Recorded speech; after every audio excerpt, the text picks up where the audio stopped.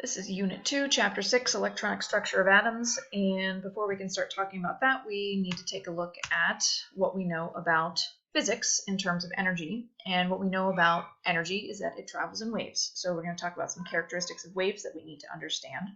First one is that wavelength is something we use to describe a wave, and wavelength is symbolized by the Greek letter lambda, so that is this thing over here. And it's lowercase l typed in symbol font. And wavelength, you can see from the picture here, is literally a length, so it's measuring the distance between two peaks of a wave. The next thing that we need to be familiar with is frequency, and frequency is defined as the number of waves passing a given point per unit of time. You might also see it referred to as cycles per second, and this is the Greek letter nu, which is a lowercase n in symbol format. And so the relationship between wavelength and frequency, we're going to investigate that on the next slide, but it says it right here. For traveling at the same velocity, the longer the wavelength, the smaller the frequency. So we'll hold that thought and look at that next. But common unit for frequency is the hertz, and hertz really is just a second to the -1, which is another way of writing per second. So again, if we refer to it as cycles per second, well, drop in the cycle part, but the per second is the unit of a hertz and of frequency. For wavelengths, they're length measurement, so depending on how big the length is, how long the length is, you might be talking about meters. You might see it reported in nanometers, angstroms also, and we'll have a table of those conversion factors in a future slide. Let's look at this relationship, what it's saying about the same velocity. So this is the electromagnetic radiation spectrum. And so we've seen gamma rays, X-rays, ultraviolet, visible, infrared, microwaves, radio waves. These are all types of radiation we've dealt with in our lives. And so all of these are considered electromagnetic radiation. And what we know about all these forms of electromagnetic radiation is that they all travel at the same linear distance, which is the speed of light. Sorry about all the weird noises in the background. There are small packs of children traveling through the house making noise. So anyway, back to this. Electromagnetic radiation all travels at the speed of light. So what that means is that when we look at a wave, if we were to focus on one piece of the wave, one particle traveling along the wave, it would be traveling at a certain meter per second rate, which is 3 × 10⁸ meters per second for all electromagnetic radiation. So if that's the constant velocity, the linear velocity of the wave, then there's a relationship that we have for those waves, and that is that c, which is the speed of light, equals lambda times nu. So that's wavelength times frequency. Whoops. And so you can see that statement on the previous slide that I kind of skipped over quickly. It said that if wavelength increases, frequency decreases. They're inversely proportional. And the reason for that is, well, if you look at this relationship between the two values, if lambda is a large value, then nu will have to be a smaller value for the product of the two to be equal to the same thing all the time. So if we look back at this little animation, just so we can get a visual of a moving wave, because again, light is traveling in this wave pattern at the speed of light. And this just gives us a little visual down here. So notice these are all, it's kind of the reverse of the order that was on my slide, but as we move the green arrow, so right now we can see this kind of a long distance between the two peaks, right? So longer wavelength. Notice that the frequency is pretty low. So a long wavelength, low frequency, meaning that we're not going through a whole lot of these cycles per second. If I want to think about what that linear speed means, if I pick out the top of this peak, if I just looked at how quickly my arrow is passing along the screen, that's what we mean by the linear speed. So again, that linear speed is staying constant. But as I adjust and decrease the wavelength, I'm decreasing the wavelength, I am increasing the frequency. So see how I get through many more cycles per second. Now, if I pick one of these points to move my arrow along to, well, that's not going any faster than it did on the previous example when I had the wavelength very long and the frequency very low. Right, so linear speed's the same, but again, if I am decreasing the length in between the peaks, then I can increase the frequency of how many peaks I can go through, how much the wave can go through in, again, a certain amount of time. So there is that. Let's get back to the presentation. All right, so there's our common wavelength units. So obviously we're familiar with nanometer, micrometer, millimeter, centimeter, meter, kilometer. Angstrom is a new one on here, and that is equivalent to 1 × 10⁻10th meters. So that's useful to make note of in your notes. And here's some, again, just what types of radiation tend to be measured in these units. Okay, so let's look at what do we understand about wavelength and frequency, because we should be able to conceptually describe the relationship between the two.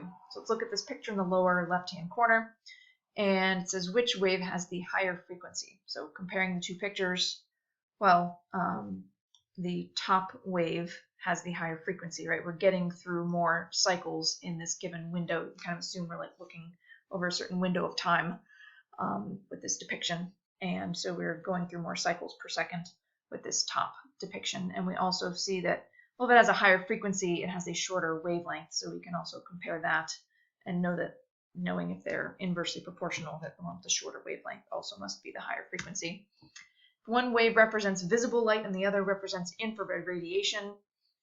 Which wave is which? So let's look at where infrared is compared to visible light. So notice that infrared is longer wavelength and therefore shorter frequency, lower frequency, and then visible. So when I look at the two, well, this one on the bottom has the longer wavelength. And so if this is the longer wavelength, since infrared is the longer wavelength longer wavelength form of energy, then we would say this one's the infrared, and this one is the one on the top would have to be the visible light, just based on their arrangement on here. Lastly, if one of the waves to the left represents blue light and the other one's red light, which is which? Again, suspending the fact that both of these are red in color, let's try to answer the question by looking at the visible region, which is enlarged here. So notice the blue is over here on the left, where we have the shorter wavelengths, and the red is over here on the right, where we have the longer wavelength. So the top one would have to be the blue because it has a shorter wavelength, and the red would have to be the one on the bottom because it has the longer wavelength. So again, being able to assess or compare using this spectrum is pretty important to conceptually understand. And again, the inverse relationship between frequency and wavelength. So any of those things that I said about, the blue light has the shorter wavelength, it has the higher frequency. We're also going to take a look at what that has to do with the amount of energy that something has, and we will see that the higher the frequency, the higher the energy as well. The other thing to make note of is this order of the rainbow. So typically, we talk about the rainbow colors as Roy G. Biv: red, orange, yellow, green, blue, indigo, and violet. The red is the lowest energy, the longest wavelength and lowest energy, and the violet is the shortest wavelength, highest frequency, and highest energy of the visible spectrum. Also notice where this visible region is parked, right? So the violet is right next to ultraviolet. That makes sense why they called it that. The red is right next to the infrared. So again, you can kind of get your placement on the rainbow when you're looking at this scale, and remembering ultraviolet and infrared are flanking the sides of the visible. So you have the violet near ultraviolet, and we know that ultraviolet radiation is dangerous for us due to the amount of energy it contains. So you can kind of remember that about the violet light versus the red, infrared. Like infrared heat lamps, we use those all the time. Some of us, not all of us. But again, that's the longer wavelength and lower frequency and lower energy radiation. Okay, so let's try some calculations, because we need to be able to very easily maneuver between the two values of frequency and wavelength.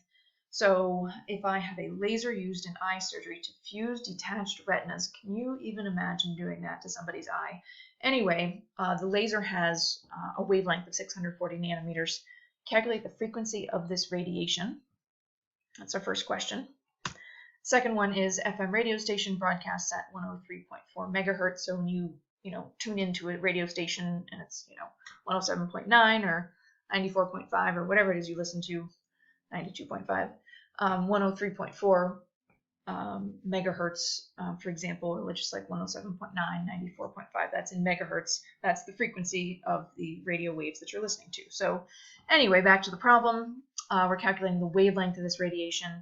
And again, we're reminded of the speed of light to 4 significant figures, which is useful for both of these problems, since both of these numbers were given in both problems go to 4 significant figures. So pause this, do your calculations, and then we will reconvene and check out the answers. So for the first one, here is my work. So I know that C equals lambda times nu. I'm interested in solving for nu because the problem asks for frequency. Then that is, and if I divide both sides by lambda, that's how I solve for nu. So first I want to, before I plug in, I got to make sure all my units are going to match up and end me with units that make sense. So since the C is in meters per second, I'm going to put nanometers into meters. So this is the conversion for that. That would be lambda then in meters. And then I'm just plugging into the equation. So the speed of light, again, I used the one to 4 significant figures since this number is to 4 significant figures. And that is divided by the wavelength, and then that gives me the measure in per second or hertz. And then for B, again, you were supposed to try these and then unpause the video. So here's what you get. Again, we want to watch units. So megahertz, you were given the conversion in the problem, but we want to convert that to hertz. And then we can, by rearranging this equation for lambda this time, we see the speed of light divided by nu gives us lambda. So we're plugging that in, speed of light divided by nu, and that gives us 2.899 meters. All right, let's jump back into here. Okay, so I'm going to have you watch a video, a different video that kind of talks about Max Planck's work and the context of all of that. I'm not going to get into that right now, but there were a whole bunch of physics questions around, they knew what the different colors of light meant, but there was some odd phenomenon about things glowing. And so Max Planck came up with this idea of quantization of energy, that energy comes in packets called quanta. Quantum is the singular. Again, you'll be watching another little video, 9-minute video that kind of explains where this came from. But let's take a look at the implications for us. So what Planck came up with, or Planck, if you will, came up with the relationship that energy is proportional to frequency. So I mentioned that previously, and this is where that relationship comes from. So E equals h times nu. What is h? Well, that's Planck's constant, and that is 6.626 times 10 to the negative 34th joules times second. So that's supposed to be a times second. And nu, of course, is frequency, which is per second. So when you think about it, when I multiply h with these units times frequency in per second units, you end up with energy units, which is just a joule. And so according to Planck's theory, matter can emit or absorb energy in whole number multiples. So h times nu, 2 times h nu, 3 times h nu, etc. Meaning that you can't just have any old random amount of energy. You've got to have it in these finite increments. Okay, so if I want to relate this then to the color of light that I can see, then we can take the equation that we just got done talking about, C equals lambda times nu, and rearrange and plug in, right? We know that if we rearrange this equation for nu equals C divided by lambda, plug that in for nu in Planck's equation, and there we go, a relationship between energy and wavelength of light. And so we're going to see how this shakes down for us when we look at the photoelectric effect. So this is kind of another interesting phenomenon that was observed back in the day, and people really weren't quite sure how to explain it. Einstein took Planck's assumptions and ideas and used it to apply to what that was going on with the photoelectric effect.